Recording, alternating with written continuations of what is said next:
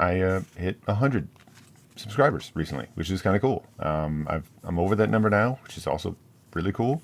It took a long time for me to get here, and I guess I just want to say thanks. And I thought about like what I'd want to do. I thought maybe I should say thank you, and then I was like, maybe I'd like to do something. It seems like it was such a seems like such a distant goal sometimes. You know, it took a lot longer for me to do it than most. Probably because I would see good advice and I would look at it and I'd say, well, we'll see. Maybe. I'll try that later. Eventually I did do some of it and it did help. But I'm not one to take advice very well. I tend to say, oh, that's really good advice. I'm going to try this instead. I wanted to say something about a couple other people who have channels, who are also book channels, booktubers, that I've interacted with that I like. Marisa Thoman is one. She's got this really great booktube channel, and she recently did this like amazing video where she took like kind of like really well-known or classic books and sort of reimagined the covers. I really thought it was pretty cool, actually. But that's not all she does. She does a lot of really kind of interesting, brings up books that I think are, books that I would not normally have, they wouldn't be on my radar. And I really appreciate the sort of charm that she brings to her reviews and her videos. And she recommended a couple books to me, and I guess that's part of what I want to do is just talk about these books that I got recommended, and then I'm going to try. So she recommended The Troop, which I am interested in. It's a horror novel. I don't remember any more than that at the moment. The other one was Wuthering Heights that she recommended, and actually I'm pretty interested in that because it's one of those books that I thought, oh, I'll read that at some point, but I never did. And this is sort of like the push that maybe I needed to go ahead and actually read it for once. So I'm kind of excited about both of those. I don't know. I think I'll read one. I'm pretty sure I'll read Wuthering Heights this year. The Troop, I'm penciling in for this year. I penciled in about 100 books for myself this year, and I know that I won't finish them because I'm even reading things now that aren't even on that list. Both those books sound wonderful. I'm really interested in checking them out. I'll have a link to her channel in the description. Boy, these phrases just come up over and over again in these kind of videos, right? The other one is Curtis and his channel, Deep in the Reads. He's got some really great reviews for like books on like history or like classic literature. Some really great stuff. Really great, really interesting and humorous looks at those books. Highly recommend checking his stuff out. Obviously, there'll be a link to his channel down there as well. He recommended to me two books. Well, sort of. One of them was a book that he did a review on that I was very interested in, When Darkness Loves Us. And I read that book, and it really was great. And I'll have to do a little review on it. That book is actually two stories, one shorter and one longer. The shorter one was actually excellent. The second one was good, strange, not sure how I feel about it, but we'll save that for a separate time. The other one was a book that he sort of said that he hadn't read, but he heard good things about, which is M, the Man Who Was Caravaggio. And I believe that that is a book about Michelangelo, the painter, I think. It's not expressly said in the description of the video, in the description of the book, but I read the description and it just sounded really, really interesting. I'll talk about those books when I read them in their respective videos or whatever, and of course bring up where I got the inspiration to read it. I do try to, if somebody recommends it, to see something, although I feel a little weird if somebody doesn't have like a public channel, like actually saying this person said this, but I guess that is something I should do. Although I haven't had too many books yet that I've read and made a video about that was a direct recommendation per se from someone. So I guess that's fair. Apart from Gateway, that was a direct recommendation from two people. That was actually just a wonderful and fantastic book, and I'm super glad that I read it. And I expect similar responses from the recommendations from Marisa and Curtis. There's that. Now, on to more recommendations. About a year ago, a little more than a year ago now, because this video is coming out maybe a little later than it should, I made a video where I read a bunch of romance and erotica books, which are very much not the kind of books that I read. And a type of writing that I sort of turned my nose up at for a long time. So I thought, well, I'm going to push myself out of my comfort zone. I'm going to read books that are totally not my thing. Totally don't seem like they're for me at all. Some of those, I kind of bounced off. I tried to be fair in my reviews. I tried to look at it like, is this book achieve what it was trying for? And sometimes I felt like, yeah, kind of. But sort of stepping back away from that and just sort of as a reader myself, personally, I really didn't like some of them, but some of them were absolutely wonderful and really great, and I was not expecting that. Some of them were just really, really wonderful in unexpected ways. So that was kind of a really rewarding experience. I was talking to my wife about how I wanted to do something like that again, and I'm like, why don't you write me a list of stuff that you've read that you want to recommend to me? And she said, okay. So she wrote me a list, and she wrote this list in her gorgeous handwriting and color coded it and everything else because she's awesome. But she gave me this list a year ago, and every video that you've seen since that Valentine's Day video where I read all these romance reads or whatever. I'll put the thing up if you want to see it. Every video since then, that list has sat directly in front of me. But I never looked at it.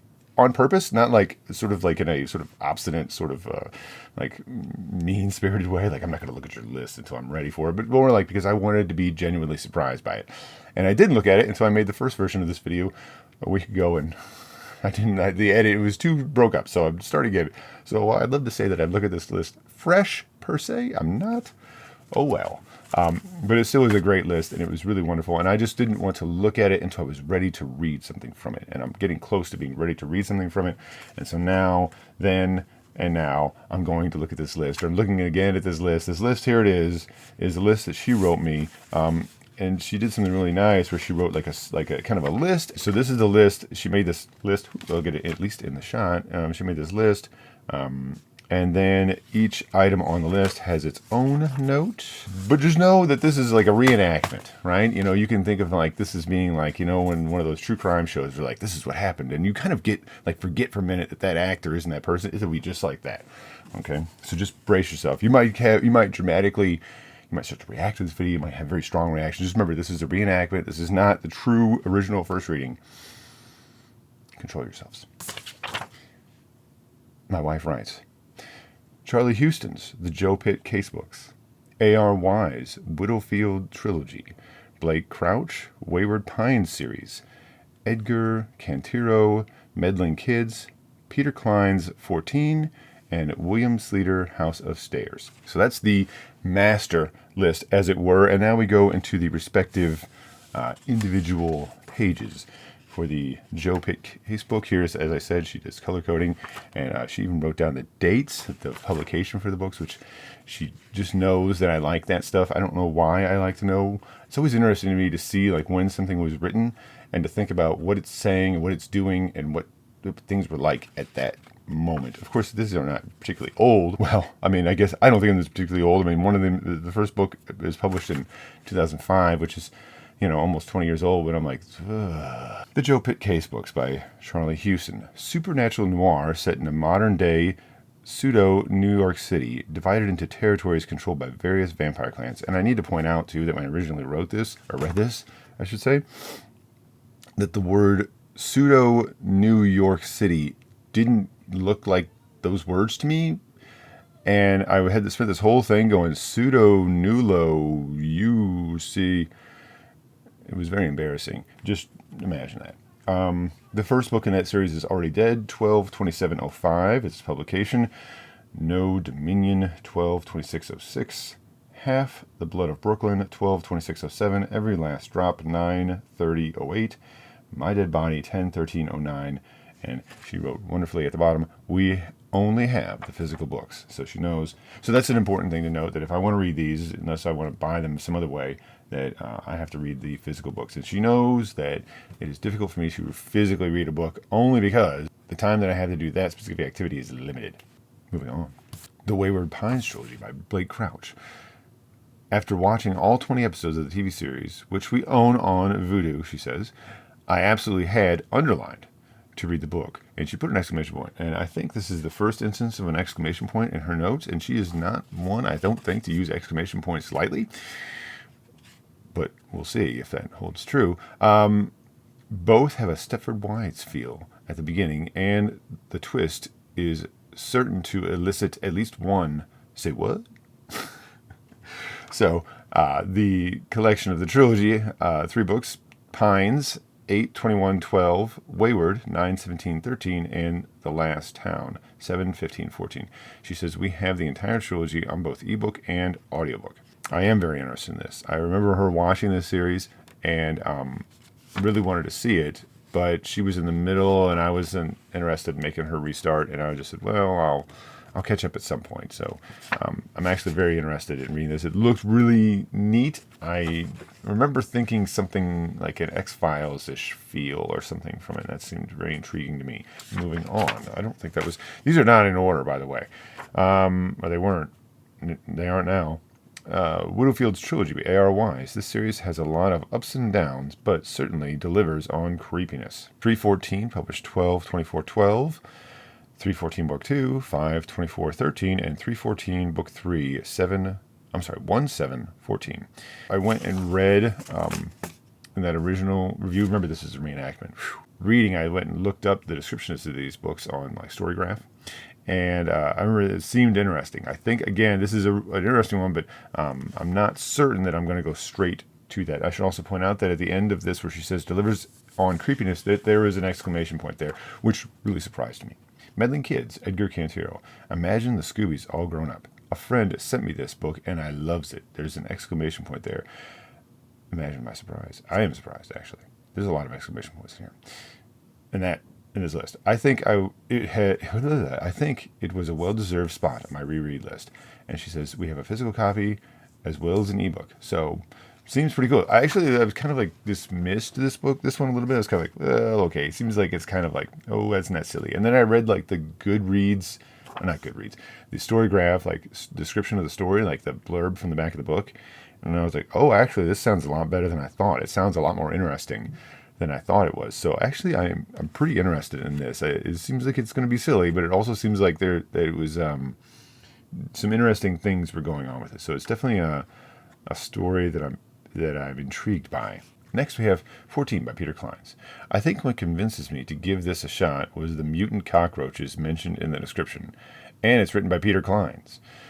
Question mark and exclamation point. So we're just throwing out punctuation. We have both the ebook and the audiobook. And actually I've wanted to read 14 for a long time. So, and being a single book and not a series makes me very interested in checking it out sooner than later. Audiobook makes it super easy for me to read. Ebook makes it pretty easy for me to read. But it's definitely a book that I've actually had on my own wish list for a long time. So this is definitely something, a strong contender. And then last we have The House of Stairs by William Sleater. The first time I read this, I was in 6th grade. And by the time I switched schools at the end of 7th grade, I think I'd read it at least 10 times total. Exclamation point. We only have physical copies. I'm not certain that an e-version exists, actually, because I think I did want to read it. She had talked about this book quite a bit and was like, couldn't remember the title of it, and was searching for it, and then finally was able to somehow deduce what this book was and everything, and found it.